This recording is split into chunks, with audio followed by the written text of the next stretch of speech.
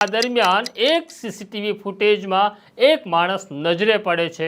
તે મોટી સુટકેસને લઈને જતો દેખાય છે, પણ તે માણસની ચાલ અને જે પ્રકારે તેણે સુટકેસ પકડી હતી એ જોતાં એવું લાગી રહ્યું હતું કે સુટકેસ ભારી છે, એટલે તે એ સુટકેસને ઢસડીને જતો હોય એ પ્રકારના ફૂટેજ મળે છે। માત્ર એક જ જગ્યાએ પોલીસને આ ફૂટેજ મળ્યું, તો આ માણસ કોણ હતો એ જાણવું પણ અનિવાર્ય હતું।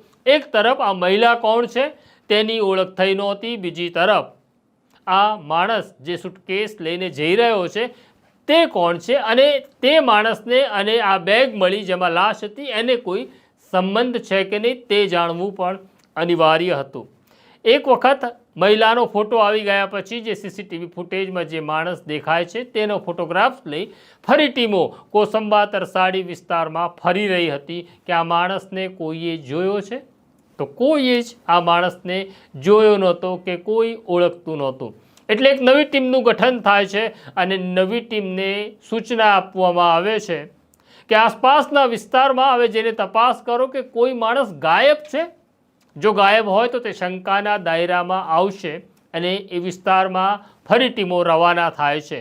ત્યારે તરસાડી ગામના અંબિકાનગરમાં જ્યારે આ ટીમ પૂછપરછ કરી રહી હતી કે તમારા વિસ્તારમાંથી કોઈ માણસ ગાયબ થયેલો છે, ત્યારે એક મહિલા જાણકારી આપે છે, હા એ વાત સાચી છે, એક માણસ ગાયબ છે, અમારી અંબિકાનગરના ફ્લેટમાં જ તે રહેતો હતો, તેનું નામ છે રવિ શર્મા। રવિ શર્મા પણ દેખાતો નથી, તેની સાથે એક સ્ત્રી હતી, એક બાળક હતું, હવે કોઈ દેખાતું નથી। 2 દિવસ થઈ ગયા છે, હવે ત્યાં કોઈ નથી। આ મહિલાની આટલી જાણકારી મળતા તરત પોલીસ સીસીટીવીના ફૂટેજ આ મહિલાને બતાડે છે। મહિલા ઓળખી જાય છે કે આ તો રવિ છે। રવિ લાંબા સમયથી અંબિકાનગરમાં રહેતો હતો। આ સ્ત્રી હજી થોડા મહિના પહેલાં જ અહીંયા આવી હતી, તેની સાથે 2 વર્ષનું બાળક છે।